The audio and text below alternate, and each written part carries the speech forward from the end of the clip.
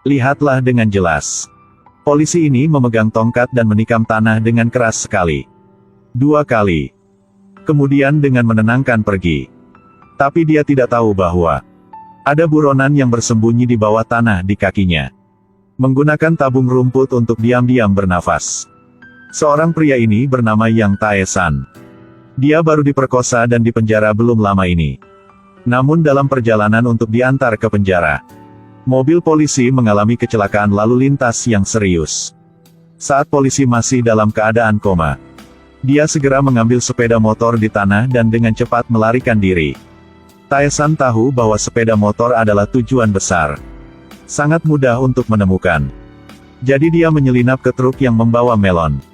Sebenarnya dengan berhasil lewat pos polisi pertama. Sangat cepat. Barang sudah terkirim. Tae-san baru saja melompat dari truk dan terus naik ke truk pasir. Jadi begitu pergi ke tempat buang sampah, dia melihat sekeliling. Tidak terduga, dia dengan beruntung menemukan setengah botol Coca tersisa. Setelah meneguk seluruh botol air, dia menatap kesedotan di tangannya. Jadi kami memiliki adegan pembuka. Saat Tae-san turun dari truk tanah itu sudah tengah malam. Sekarang, dia sudah kelelahan. Tapi dia masih tidak berani untuk berhenti langkah. Untungnya, dia menemukan sebuah sepeda. Ini menyakitkan. Badan Tae-san sudah lemas, tangannya diborgol. Jadi dia naik sepeda tidak lama dan harus menyerah. Dia hanya bisa lanjut berjalan kaki. Prioritas pertama saat ini adalah melepaskan borgolnya. Dia menemukan bengkel kecil di sebuah desa. Tunggu sampai semua pekerja pulang kerja. Dengan mudah dapatkan pemotong. Saat melewati gubuk pekerja, bahkan tidak lupa mencuri 2 pakaian. Kemudian dia menemukan sebuah rumah kayu tua. Karena khawatir pemotongnya terlalu berisik, akan membangunkan semua orang di halaman. Jadi Tae-san mengambil 2 batu untuk diperiksa. Pastikan tidak ada gerakan di rumah. Ketenangan pikiran untuk kembali ke rumah kayu untuk memotong borgol. Dia berjuang untuk mencengkeram mesin dengan kakinya. Kemudian dekatkan borgol ke pemotong. Akhirnya juga membuka kunci di 2 tangan. Tae-san dengan berhasil sangat senang. Ini mungkin momen paling bahagia yang pernah ada. Pagi kebesokan hari, dia dibangunkan oleh mencicit. Ternyata seorang wanita sedang menangkap ayam. Tae-san tahu bahwa dirinya tidak bisa tinggal di sini terlalu lama. Harus pergi secepatnya. Tapi sekarang di luar ada orang. Apalagi belum makan berhari-hari. Pada dasarnya tidak bisa lari jauh. Ragu-ragu untuk waktu yang lama. Tapi karena hidup, jadi dia harus bertindakan dengan wanita ini. Ayo lihat dengan jelas. Wanita ini sibuk mengejar ayam di halaman. Tapi di ruang kecil dari sana tidak jauh, ada sepasang mata lain yang menatap wanita itu. Pria ini bukan orang biasa, tapi tersangka pembunuhan yang mengguncang negara Yang Tae-san. Wanita ini tidak bisa menangkap ayam. Harus mulai memisahkan biji jagung untuk memikat ayam. Tapi sang wanita ini tidak tahu bahwa Tae-san dekat sana sedang menangis dengan diam. Tae-san berharap dia bisa berubah menjadi ayam sekarang. Bagaimanapun, dia sudah kelaparan selama beberapa hari. Bertujuan untuk kesempatan yang tepat. Wanita siap menerkam. Tapi ayamnya terlalu cerdik. Jadi wanita ini sudah jatuh. Melihat sang wanita seperti ini, Tae-san lebih khawatir. Dia perlahan berlangkah keluar kamar. Wanita ini terkejut. Tae-san buru-buru menjelaskan bahwa dia adalah turis yang datang untuk menjelajahi pegunungan. Tidak hati-hati sesat jalan. Wanita itu sangat antusias, tanpa diragukan lagi. Tae-san mengatakan lagi, "Apakah Anda perlu bantuan saya menangkap jalang ayam itu?" "Kamu bilang ayam itu." Detik kemudian, ayam gemuk malang itu terbaring di perut kalian berdua. Tae-san menggembungkan pipinya.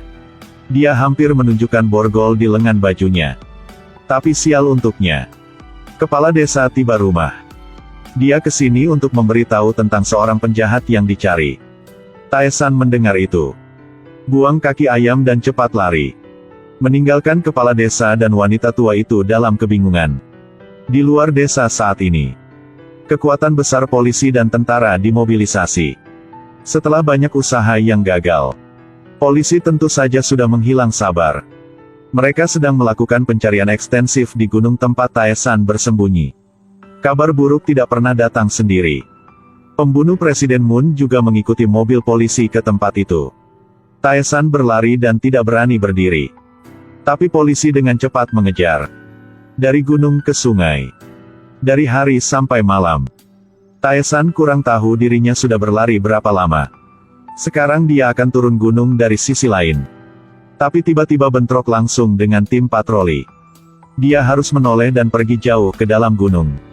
Semakin banyak orang mengelilingi Taesan. Dia takut dan anggota tubuhnya lemah. Jika dia tahu itu, dia tidak akan serakah untuk memakan ayam itu.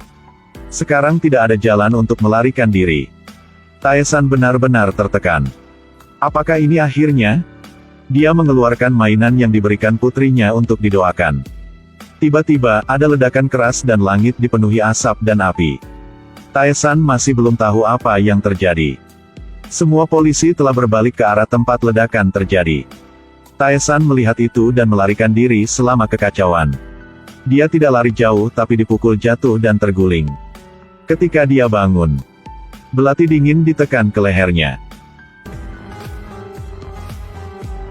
Ibu dan anak ini bersiap-siap untuk pergi tidur. Tiba-tiba pintu kamar tidur tiba-tiba membuka. Seorang pria aneh dengan pisau masuk. Ibu dan anak terlalu takut untuk bersembunyi di sudut ruangan. Ternyata pria itu adalah Taesan yang dicari dan baru saja kabur dari gunung. Baru beberapa jam yang lalu. Taesan dikelilingi oleh sejumlah besar polisi dan jatuh ke jalan buntu. Ledakan tiba-tiba memberinya kesempatan untuk melarikan diri. Namun, pembunuh yang dikirim Presiden Moon sudah berada di kaki gunung. Taesan dipukuli. Ternyata ledakan dibuatkan oleh pembunuh. Tujuannya untuk mengalihkan perhatian polisi. Karena tujuannya adalah untuk mendapatkan kamera di tangan Taesan. Saat ini dia mengingat tentang lemari bawah. Di depan kamera yang dibawa Misuk saat ditangkap. Dia tahu pasti di dalam kamera itu ada bukti yang menentang Presiden Moon. Tapi kamera ada di tangan kakaknya. Tapi dia tidak menyimpannya bersamanya. Tempat pisau berada di sebelah leher sudah mulai berdarah. Taesan sengaja menggosok borgolnya. Dan menarik perhatian pembunuh. Pertempuran sengit pecah. Taesan bukan lawannya. Dia segera dicekik oleh si pembunuh. Dia merasa seperti akan mati lemas dan mati. Taesan tiba-tiba meraih kerah si pembunuh. Si pembunuh jatuh lurus ke bawah lereng. Taesan mengambil kesempatan untuk lari ke jalan utama. Melihat mobil patroli yang tertinggal. Tapi di mobil tidak ada kunci. Untungnya ada bus yang datang. Taesan mencuri seragam serikat pemuda. Buru-buru memakai dan memblokir jalan bus. Taesan menjelaskan bahwa dia sedang terburu-buru mencari dan lupa membawa uang. Tiba-tiba ibunya sakit di rumah dan harus kembali untuk merawat. Pengemudinya cukup baik untuk membiarkan dia masuk ke dalam mobil. Dan begitu.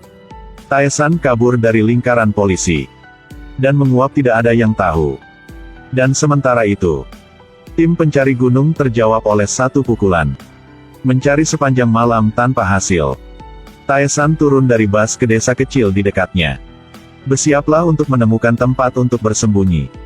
Taesan tidak sengaja mendengar percakapan ibu dan anak.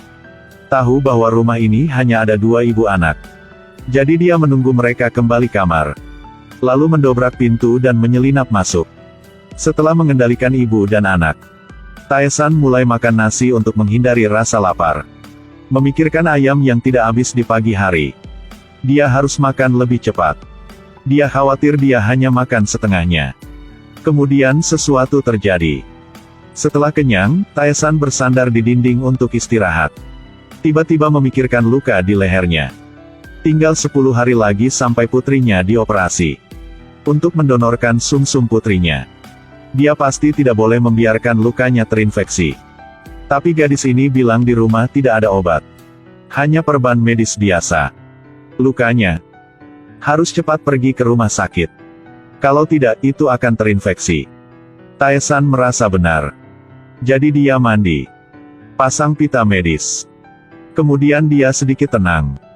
Tiba-tiba, seseorang mengetuk pintu dan memanggil nama gadis itu.